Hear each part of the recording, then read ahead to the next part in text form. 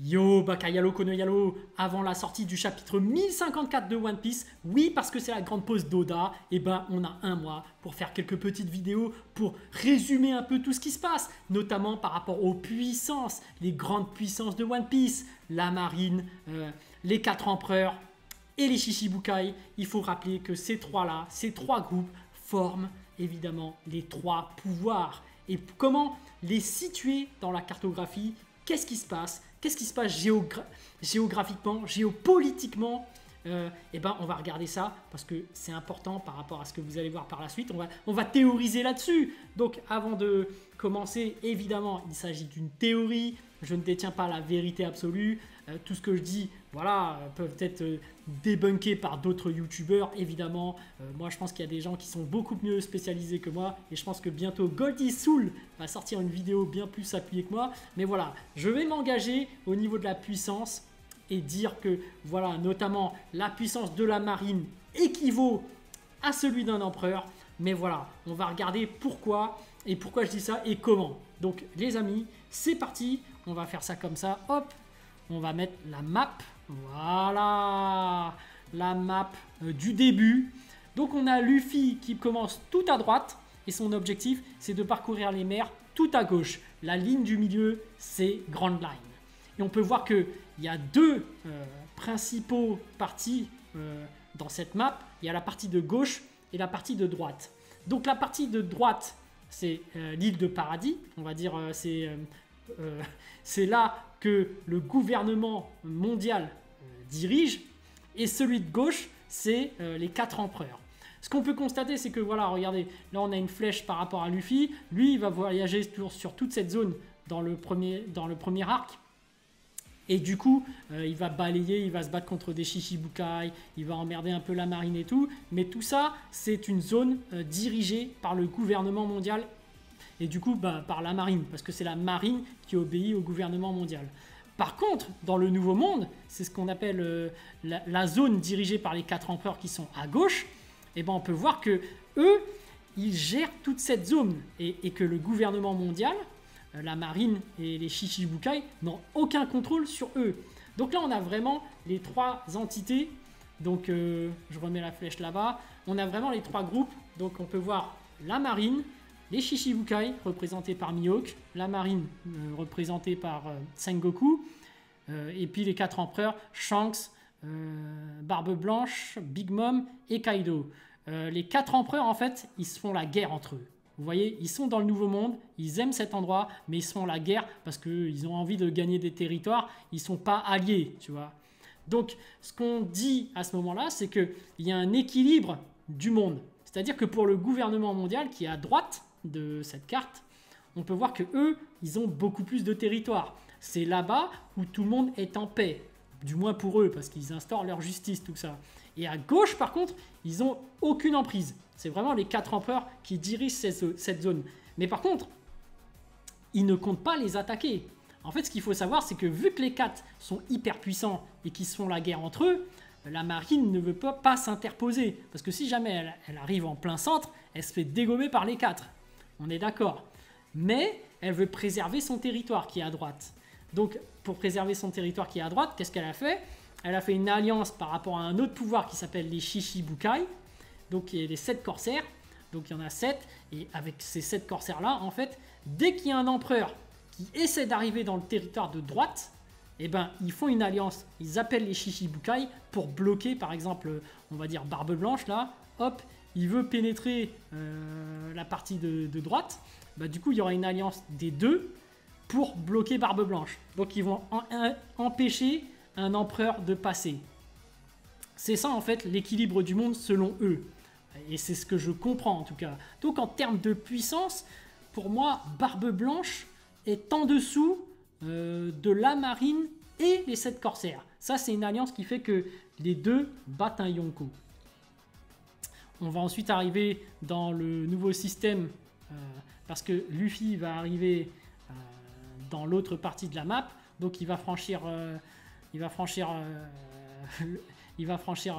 voilà, le Red Line et il va passer dans le Nouveau Monde. Donc, quand il est arrivé dans le Nouveau Monde, il y a eu Barbe Blanche qui s'est fait tuer. Donc forcément, qu'est-ce qu'ils ont fait? Ils ont tout de suite remplacé un des 4 empereurs. Donc il y a eu Teach qui est arrivé, donc Barbe Noire, pour remplacer Barbe Blanche. Pourquoi ils font ça? Parce que si jamais Barbe Noire ne remplace pas Barbe Blanche, ça fait qu'il n'y aura plus que 3 empereurs. Et si jamais l'un des empereurs, voilà, il se décide à ne plus faire la guerre entre eux, ou qu'il prend le pouvoir sur les autres, et que du coup, il cherche à gagner du territoire et aller vers la droite, sur l'île de la Marine, bah ça les emmerde, tu vois. Ils se disent, nous on est en paix, on a plus de territoire, voilà, continuez à faire votre guerre dans votre coin, il faut absolument un 4e pour qu'il y ait un équilibre, tu vois. Et apparemment, il faut vraiment 4 empereurs du côté gauche pour pouvoir qu'il se fasse la guerre et qu'ils ne puissent pas arriver vers la droite pour avoir d'autres territoires. Mais vraiment, c'est bien foutu par rapport à la marine parce qu'ils sont malins. Parce que du coup, eux, ils ont toute la partie droite, ils ont plus de territoire, donc ils imposent un peu leur paix, pseudo-paix. Et quant à la gauche, bah, ils se font mutuellement la guerre, mais ils instaurent leur paix plus ou moins dans leurs différents territoires. Mais d'un autre côté, ça fout la paix à la marine qui sont à droite.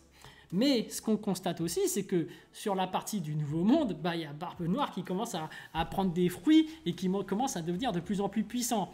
Eux, ils veulent vraiment maintenir l'équilibre des 4 empereurs parce qu'ils veulent qu'ils sont à peu près du même niveau pour qu'ils puissent s'auto-annuler, tu vois. Comme ça, ils font pas chier, ils se font tout le temps la guerre entre eux et puis la marine sont tranquilles de leur côté. Et surtout, ils ont très peur d'une alliance, tu vois.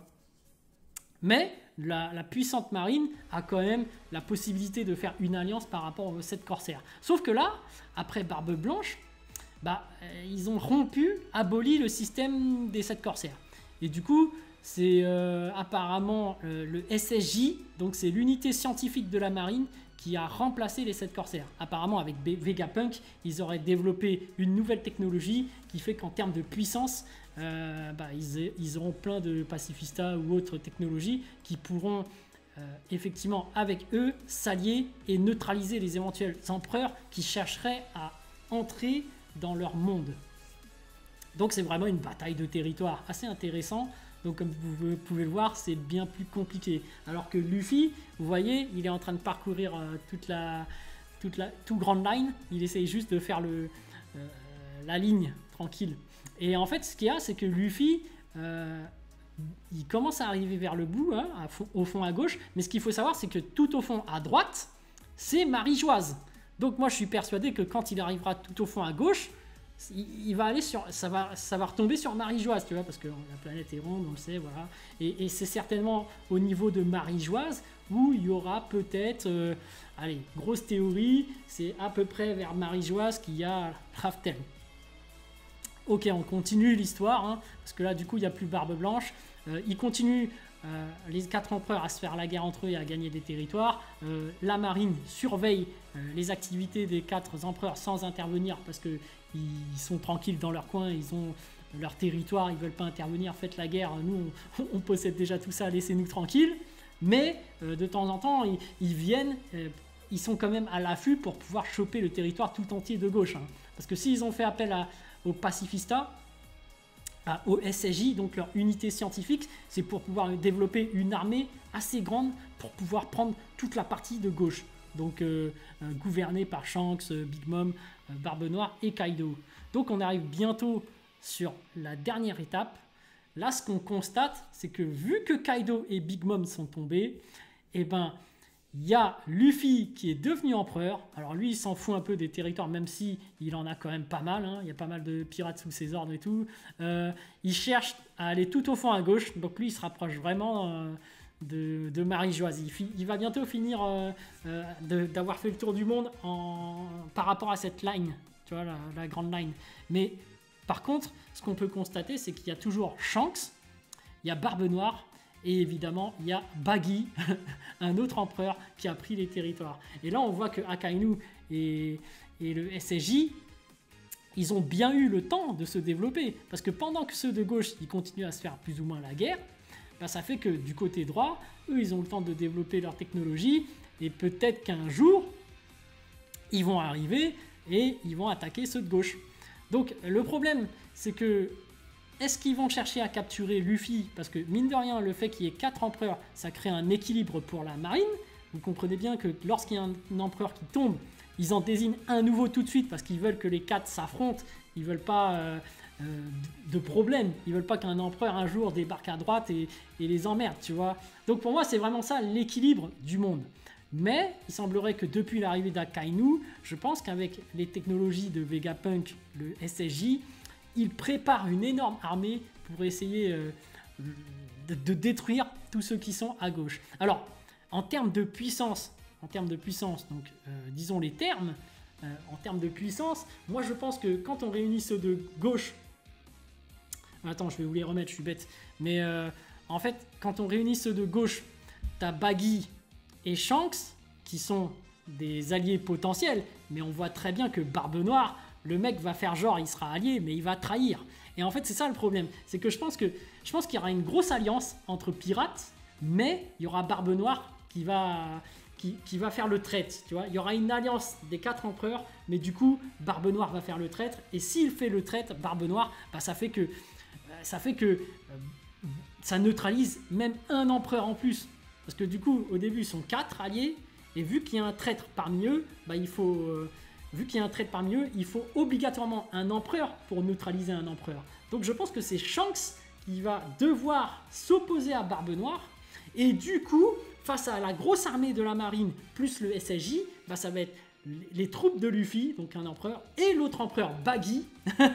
Donc il y aura 2 empereurs face à la marine et le SSJ. Et ce sera ça la grosse bataille pendant que Barbe Noire et Shanks seront en train de s'affronter. Mais voilà, ça c'est une grosse théorie par rapport à l'histoire de One Piece. Moi je vois ça comme tel. Évidemment, je ne suis pas un grand spécialiste, je viens de débarquer dans le monde de One Piece, mais voilà, j'ai essayé de choper un peu la géopolitique, l'emplacement de la cartographie et des différents pouvoirs de One Piece, donc de savoir quelles sont les différentes puissances. Mais voilà, vu qu'en plus il n'y a plus de corsaires, là on voit vraiment que c'est vraiment une bataille entre empereurs. Pardon, je me suis trompé, j'ai oublié ma map. Là on voit vraiment que c'est... ouais, c'est vraiment une bataille d'empereurs sur la partie gauche et de la partie droite, t'as plus que la marine. Et en fait, vu qu'il n'y a vraiment plus que 2 entités, bah, du coup, il y a forcément une entité qui va chercher à prendre le contrôle sur l'autre sur l'autre partie de la map, tu vois. Donc là, moi, je pense que la marine va chercher à prendre le nouveau monde, hein, tout simplement. Donc, en termes de territoire, il va chercher à tout contrôler. Mais voilà, bah en plus c'est Akainu, lui il veut la justice absolue, il est à fond dedans et tout. Mais voilà, je pense qu'il ne veut pas que Ryokogyu fasse des choses inconsidérées, et je pense que son but c'est pas que tu neutralises Luffy tout de suite. Parce qu'on a besoin que les 4 empereurs s'auto-annulent. Vous voyez le délire? Parce que si jamais Luffy il se fait avoir, ou si un autre empereur se fait avoir par la marine, ça crée déjà en termes de diplomatie un risque que les 3 s'allient. Et s'allient contre eux, forcément. Parce qu'ils se disent, non, ici c'est notre territoire, t'as pas à t'en mêler, tu vois. Nous, on est dans le nouveau monde, on fait notre guerre à nous, vous êtes dans votre monde, là, la marine, vous n'avez pas à intervenir, tu vois. Donc, lorsqu'il y en a un qui commence à rentrer dans le camp de l'autre, forcément, ils peuvent faire des alliances. Tu voyais, à l'époque, ils pouvaient faire des alliances avec les corsaires pour empêcher un empereur de venir, tu vois. Là, c'est pareil. Les empereurs, en fait, ils peuvent s'allier entre eux si jamais le gouvernement souhaite rentrer dans leur nouveau monde. Donc, ça fait vraiment ça qui fait l'équilibre pour moi. Sauf que maintenant, il n'y a même plus les corsaires. C'est vraiment la marine qui domine toute la partie de droite. Donc, c'est quand même assez problématique. Enfin bref, moi, je pense qu'ils ont pour ambition de contrôler tout le monde. Mais voilà, ça c'est le monde de One Piece. On sait que Barbe Noire, c'est un gros traître. Il va jamais faire de l'alliance. Enfin, c'est un traître, il va dire oui, je veux bien faire l'alliance face au danger, mais au final, il va trahir. Donc, il y aura une confrontation certainement avec Shanks, parce que Shanks, lui, il est conscient des choses. Je pense qu'il soupçonne Barbe Noire depuis le début, donc il y aura certainement une confrontation entre les 2 équipages. Mais voilà les amis, j'espère que cette vidéo vous a plu. En tout cas, c'est vraiment de la théorie. Voilà, théorie sur la puissance de One Piece, sur les différents territoires, sur ce que chaque personne veut faire. D'un point de vue macro, je ne suis pas allé super loin en termes de recherche, mais voilà, c'est ma compréhension actuelle. Je ne suis pas à fond non plus sur One Piece, comme vous pouvez le voir. Je suis plus sur sur voilà, Dragon Ball Super, sur Boruto. Mais voilà, pour moi, comme je le dis et je le répète, le One Piece de toute façon, pour moi, ce sera le chapeau de paille à la fin. Parce que c'est quand même le symbole du voyage, du tour du monde, de l'enthousiasme, de l'aventure, et notamment ça se voit au niveau de la map, hein. Comme vous pouvez le voir, le plus important, l'histoire qu'on a suivie depuis le début, c'est Luffy qui parcourt les océans. Donc on le voit tout au fond à droite, il parcourt les océans, il arrive jusque la moitié, et puis ensuite il finit par aller jusqu'au bout, jusqu'à Marijoise. Donc c'est ça, pour moi, One Piece, c'est le voyage. Il a fait toute la ligne, il est content, on a vu toute la géopolitique qu'il y avait derrière, toutes les îles qu'il a voyagées, qu'il a visitées et tout. Voilà, pour moi, ça reste quand même le voyage, pour moi, l'aventure. C'est du One Piece et c'est forcément le chapeau de paille, le symbole de tout ça. Donc voilà les amis, j'espère que cette vidéo vous a plu. Je vous laisse sur ça et bientôt on se retrouvera lorsque le chapitre 1054 sortira. Mais voilà, allez, ciao ciao.